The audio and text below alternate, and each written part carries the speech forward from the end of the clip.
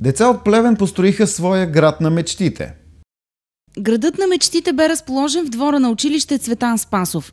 Инициативата е на Младежкия информационно-консултантски център по повод Световните дни за младежка активност. Пъстрите постройки от картон бяха разпределени в 4 квартала – вяра, надежда, любов и човечност.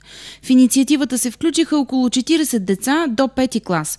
Креативната идея на Младежкия център в Плевен се споделя и от колегите им в Монтана, където по същото време се построи също град на мечтите, каза за Плевен Спринт Милен Първанов, ръководител на Младежкия информационно-консултантски център «Интелект» в Плевен.